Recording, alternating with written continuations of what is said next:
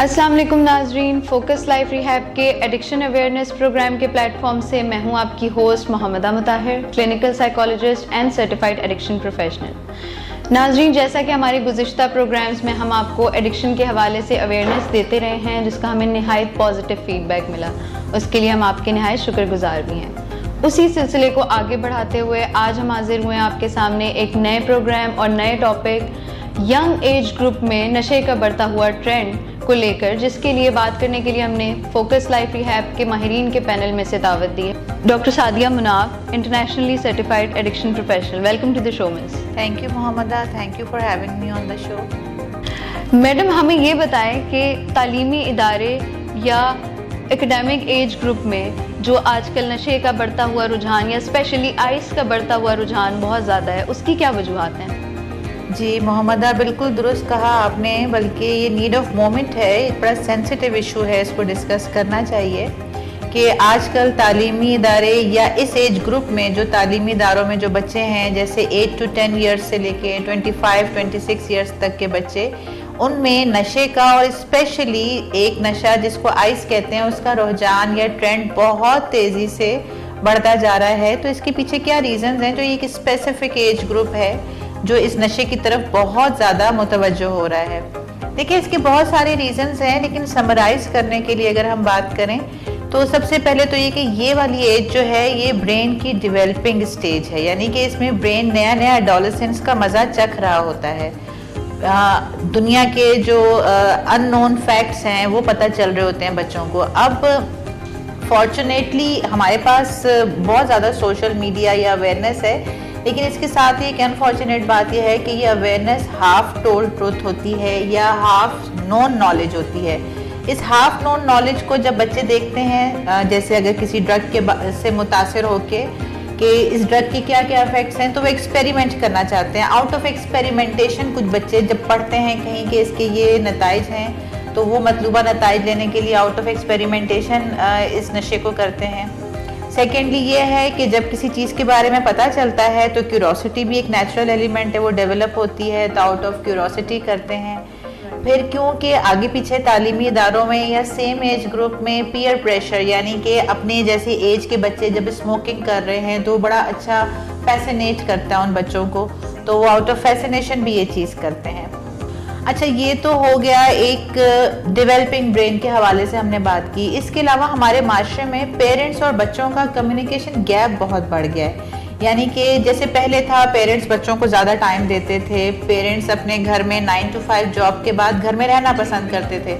अब क्योंकि पेरेंट्स की भी एक्टिविटीज़ बढ़ गई हैं, बच्चों की अपनी एक्टिविटीज़ हैं, पेरेंट्स के अपने लाइफस्टाइल्स हैं, तो बच्चों और माँ बाप के दरमियान एक कम्युनिकेशन गैप, एक विजिलेंस जो होनी चाहिए पेरेंट्स की, वो काफ़ी हद तक कम हो गई है।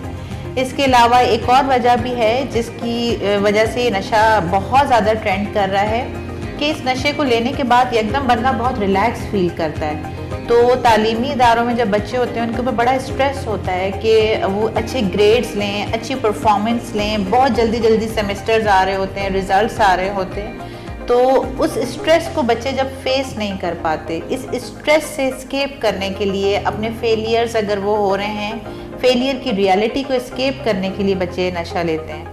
एक बहुत इम्पॉर्टेंट वजह जो है वो ये है कि इमोशनल ट्रॉमा जो बचपन में कभी बच्चों को हुआ हो, कोई चाइल्डहुड ट्रॉमा जिसे हम कहते हैं, चाइल्डहुड इमोशनल ट्रॉमा, बचपन में बच्चे किसी ऐसे जज्बाती धचके से गुजरे हुए हों जो कि वो भूलना चाहते हैं, जिसको वो फेस नहीं करना चाहते, किसी से डिस्कस नहीं करना चाहते, तो वो सिर्फ उस डिस्कशन को अवॉइड करने के लिए, उस ट्रॉमा को अवॉइड करने के लिए ये नशा लेते हैं।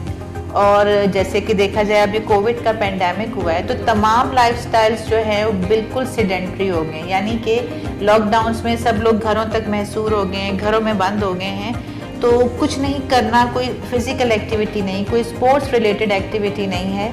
तो इस वजह से सिर्फ घर में जब रहते हैं तो वही सोशल मीडिया, उसका यूज़, और फिर सोशल मीडिया पे जो हाफ टोल्ड नॉलेज है उसको बच्चे आउट ऑफ क्यूरोसिटी करेंगे इस चीज़ को यूज़।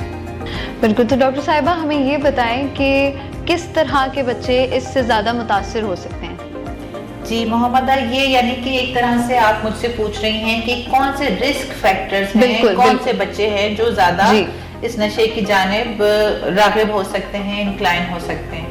دیکھیں اس میں اگر رسک فیکٹرز کی بات کی جائے تو سب سے پہلے ڈس فنکشنل فیملی بہت امپورٹنٹ رسک فیکٹر ہے. ڈس فنکشنل فیملی وہ فیملی جس میں آپس میں اگر سادہ زبان میں کہا جائے تال میل نہ ہو, فیملی کی آپس میں اتنی اچھی ہارمنی نہ ہو پیرنٹس کی, چاہے جوائنٹ فیملیز ہیں چاہے سیپریٹ رہنے والی فیملیز ہیں, جہاں پہ آپس میں فیملی کنٹروورسیز اتنی زیادہ ہوں کہ بچے اس سے افیکٹ ہونے لگ جائیں بچپن میں, ماں یا باپ دونوں میں سے کسی کو اوائڈ کرنے لگ جائیں, یا کوئی ایک پرسنالٹی ان کے لیے ناپسندیدہ ہو جائے اور پھر وہ اس ناپسندیدہ پرسنالٹی سے دور ہوتے جاتے ہیں, اور دوسری پرسنالٹی جو ہے وہ ان کو خاطر خواہ اٹینشن نہیں دے پاتی. ایک تو یہ وجہ ہے. دوسری وجہ یہ ہے کہ جو بچے کسی بھی وجہ سے اپنے بچپن میں یا اپنے اس ایج میں بولنگ کا شکار ہوتے رہیں, جو بہت امپورٹنٹ بات ہے. بولنگ ورڈ ہم بہت زیادہ یوز کرتے ہیں, فلانا بولنگ وکٹم ہے. کسی بھی وجہ سے کچھ بچے اگر اچھے گریڈز نہیں اسکور کر رہے, کوئی جسمانی ساخت کی وجہ سے, ظاہری ساخت کی وجہ سے, اپنے دیکھنے کی وجہ سے, اپنے کسی چال چلن کی وجہ سے, یا فیملی کے کسی ٹراما کی وجہ سے وہ بچے بلی ہوتے ہیں معاشرے میں. تو بلنگ وکٹمز جو ہوتے ہیں وہ بہت سینسیٹیو ہو جاتے ہیں اور ان کا بہت زیادہ امکان ہوتا ہے کہ وہ ریالٹی سے اسکیپ کریں. اس کے علاوہ جو بچے اپنے بچپن میں یا چائلڈہڈ میں کسی بھی وجہ سے بلنگ کا شکار رہ چکے ہوں. بلنگ اب ایک ایسی ٹرم ہے جو آج کل بڑی کامنلی یوز ہو رہی ہے کہ فلانا بلنگ وکٹم ہے, یعنی کسی بھی وجہ سے بچے یا تو اپنی کسی فیملی اسٹگما کی وجہ سے یا اپنی ظاہری خد و خال کی وجہ سے اکثر بچے اسکولز میں معاشرے میں بلنگ کا شکار ہوتے ہیں. لوگ طرح طرح کے ان کے نام یا جملے ان پہ کستے ہیں, تو یا پھر یہ کہ ان کے کبھی گریڈز نہ آئیں تو کہا جاتا ہے یہ تو ہے ہی لوزر, یہ تو ہے ہی فیلئر. تو اکثر اوقات بچوں کے معصوم ذہن پہ اس چیز کی بڑی چھاپ رہ جاتی ہے, ان کو ہم بلنگ وکٹم کہتے ہیں. تو ایسے بچے جو بہت سینسیٹیو ہوں اور بلنگ وکٹم رہ چکے ہوں, ان کا نشے کی جانب متوجہ ہونا ایک بالکل نیچرل چیز بن جاتی ہے. اس کے علاوہ کچھ بچے ایسے بھی ہوتے ہیں جن کی فیملیز میں, جن کی سراؤنڈنگ میں نشہ یوز کیا جا رہا ہوتا ہے اور بچوں سے ایکسپیکٹ کیا جا رہا ہوتا ہے کہ وہ سوبر لیونگ میں رہیں. جیسے کسی کے کزنز ہیں, پیرنٹس میں سے کوئی اسموکنگ کرتے ہوں, یا یہ کہ بھائی ہیں بڑے, یا خاندان میں کچھ اور افراد ہیں جو کسی بھی قسم کا نشہ کرتے ہیں اور گھروں میں اس بات کو ڈسکریج نہ کیا جائے, لیکن جب بچہ کرتا ہے نشہ تو بہت الارم ہو جاتے ہیں. تو بچوں کے لیے وہ بڑی ایک ایٹیپیکل سی بات ہو جاتی ہے کہ کیوں خاندان میں تو یہ چیز اتنی کامنلی یوز ہو رہی ہے اور جب میں نے کیا تو اتنی الارمنگ سچویشن کیوں ہے. تو ایسے بچے جن کے خاندان میں نشہ کرنے کا رجحان ہو یا ایون اسموکنگ کا بھی رجحان ہو, وہ نشے کی جانب زیادہ راغب ہوتے ہیں. Thank you so much doctor Sadia, آپ نے اتنے اہم ایشو پر ہمیں آگاہی دی. آئی ہوپ کہ ناظرین کو فوکس لائف ریہیب کا یہ پروگرام پسند آیا ہوگا. مزید انفارمیشن کے لیے اسکرین پہ دیے گئے ہمارے number, social media web sites اور ہمارے یوٹیوب چینل آپ وزٹ کر سکتے ہیں. Thank you so much. Live life with focus life.